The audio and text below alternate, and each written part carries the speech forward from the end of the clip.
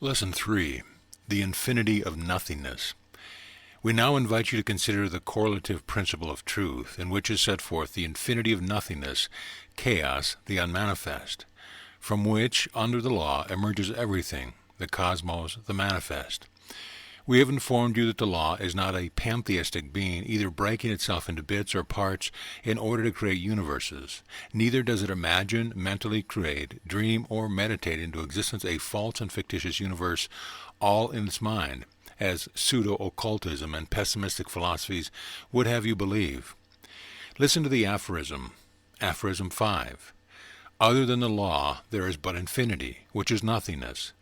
But in that infinity of nothingness there is unmanifest, the latency, possibility, futurity, potentiality, and promise of manifest everythingness.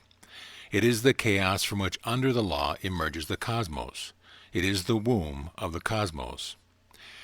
Postponing for the moment the consideration of the distinction between the absolute and infinity, which is uncommon in ordinary modern thought, we wish to call your attention to the fact that infinity is not designated as not or as partaking of notness, but is spoken of as nothingness, which is a state of nothing.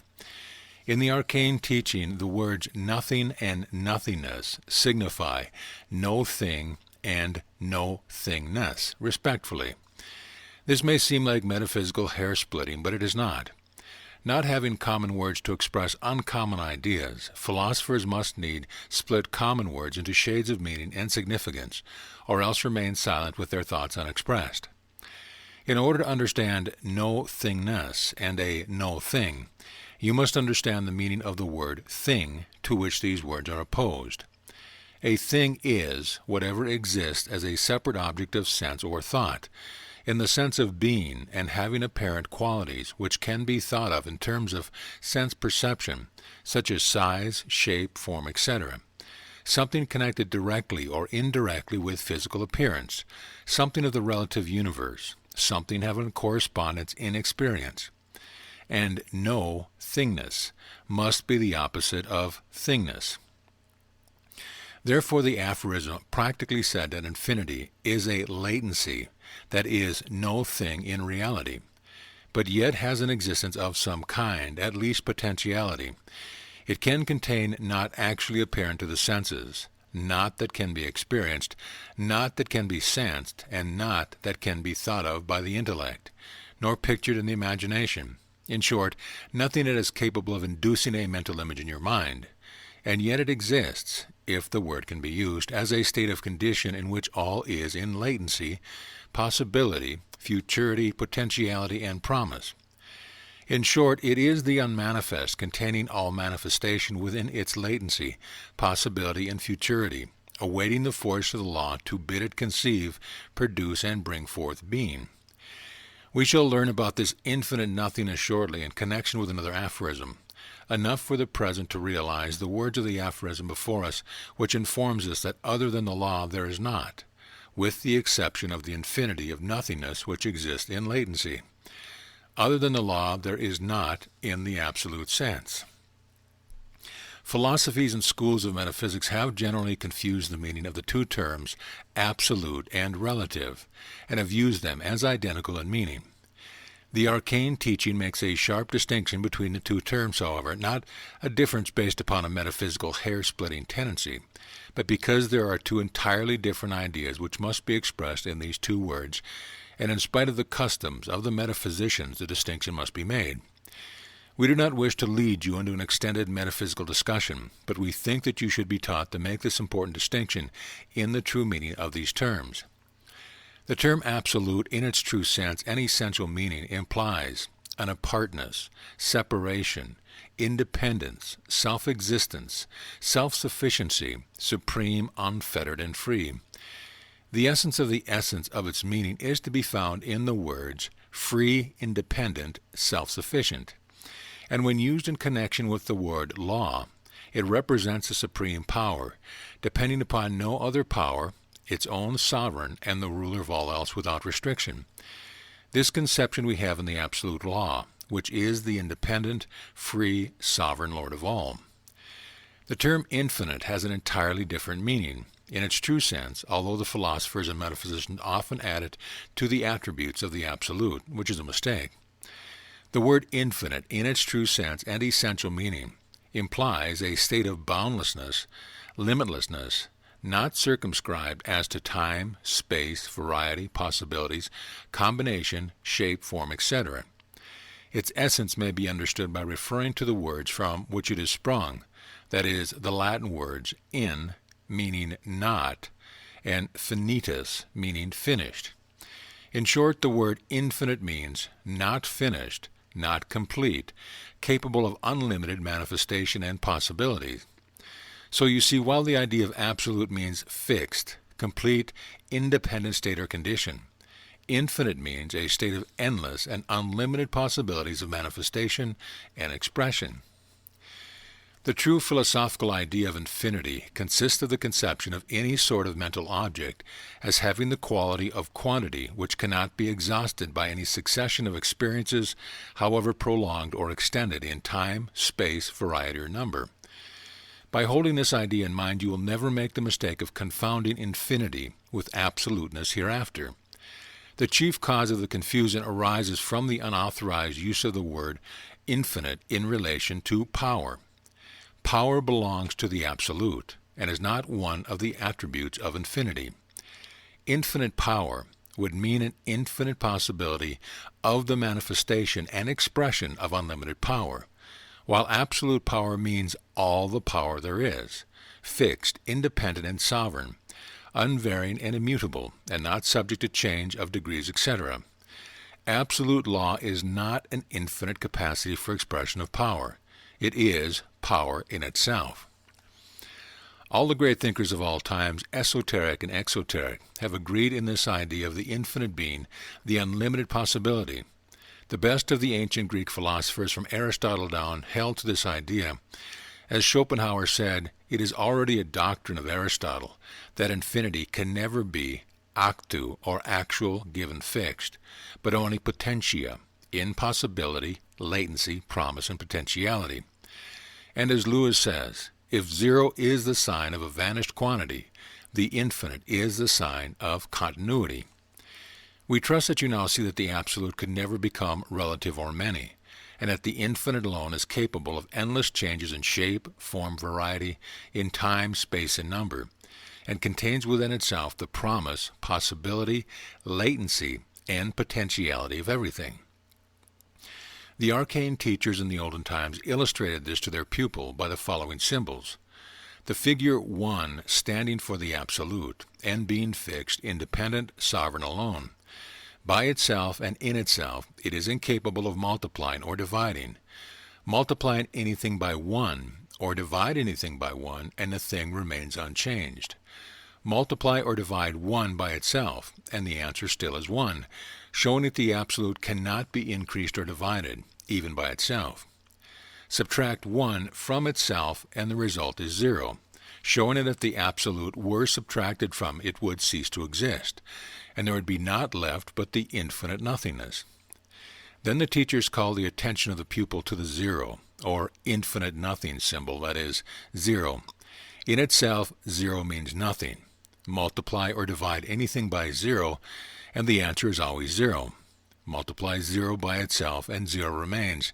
The infinite cannot increase itself, for in its circle it includes all possibility. But divide 0 by itself, and lo, 0 into 0 goes 1 time. The answer is 1, showing that if the infinite be divided by itself, the absolute is found to be at its center, undisturbed, independent, and self-existent. The symbol of infinity in mathematics, however, is not 0, or unmanifest infinity, but the infinity sign, which indicates manifest infinity, the symbol always indicating endless continuation of action. Now the symbol of the infinite nothing becoming infinite everything, place a string of zeros as follows. You see that they still mean nothing. Now place 1, the symbol of the absolute, before the string of zeros, and we have a massive number, which we may enlarge to infinite number by adding the addition of zeros. Or place the absolute 1 behind the string, and we have point, 00, string of zeros, 1, a very small decimal, which may be carried to infinitesimal smallness by the addition of zeros. Thus we see by symbols that the action of the absolute law on the infinite nothingness produces infinite greatness or infinite smallness. Now that you understand that infinity means the infinite possibility of things, rather than an infinite manifest thing, you may be able to see that the infinity of nothingness of the arcane teaching is not quite so irrational as it appeared at first sight. In order to realize the truth of the aphorism still more forcibly, let us consider what infinity, even in the ordinary use of the term, really is. You will find that all thought, if analyzed, implies the nothingness of infinity. Non-being or nothingness was always regarded by certain schools of the ancient Greek philosophy as existent in a philosophical sense. Empty space was considered as truly existent as the atoms which afterward appeared in space. Plato regarded empty space as the matrix or mold in which the universe was formed. He held that there was possible an abstract realization of pure empty space, which is nothing, the void, which is the all-containing receptacle of creative energy, and in which being, first distinguished into geometrical figures, becomes the framework of the physical world. Scotus held that since deity creates the world out of nothing, then nothing must exist as an emanation of deity. Hegel distinguished between a nicht, or not, and a nichts, or nothing. Theology has always held that deity created the universe from nothing, thereby implying at least a quasi-existence of infinite nothingness. Spinoza recognized an infinitely infinite, which is practically an infinite nothing. Plato said that space as a thing is incredible, difficult of explanation, most difficult to comprehend. And Zeno, the Eleatic, said, if space is a thing, it must be in something. And so in space, for everything that is in something. And so in space, and so on ad infinitum. Therefore, space is not a thing. So much for the philosophers. Let us see what our own reason informs us. Let us first examine the idea of space. Space is the mental symbol for infinity. Consider yourself as standing at a fixed point in space. Then you must realize that there exists an infinite distance or extension in space from that point in an infinite number of directions. Leaving out of consideration all objects in space, considering pure empty space, and you must see that there is an endless extension possible, in innumerable directions, extension without end. Imagine a number of miles represented in a row of figures extending from Earth to the most distant star. Then multiply that number by itself, and then the product by itself, and so on, for a time equal to the number of years since the cosmic day began. Then you would have a number of miles, the written figure of which would fill all the space that your mind is able of even conceiving. Then think of a being traveling to the extent of that measurement. Would he then be near the end of space? No. The distance traveled by him would be as a mathematical nothing or zero compared with infinite space. No mathematician could have figured out the infinitesimal smallness of the fraction denoting the comparison, where he hath to work continually since the dawn of the cosmic day. The calculation would be endless, because the result would be infinitesimal, and at the end he would have to place the sign of infinity back of it. Just think, to be able to travel for all eternity through space without coming to an end. You cannot come to an end of space, even in thought or imagination. Try it. You will find that think as far as you will into space, there must always be infinite space beyond that imagined point. There is no up or down in space. Space is something with its center everywhere and its circumference nowhere. At the last, philosophy and science are compelled to hold that space is merely the possibility of infinite extension, or the infinite possibility of extension to the universal ether. In the end, ether is called the great mystery of science.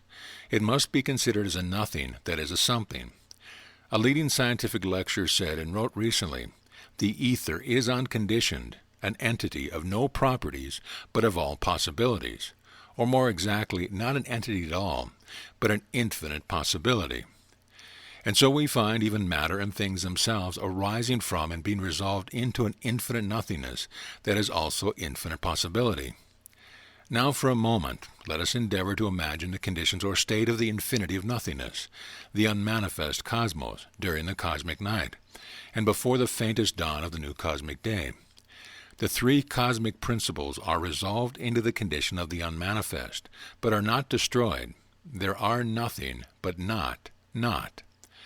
The three cosmic principles are substance, motion, and consciousness respectively.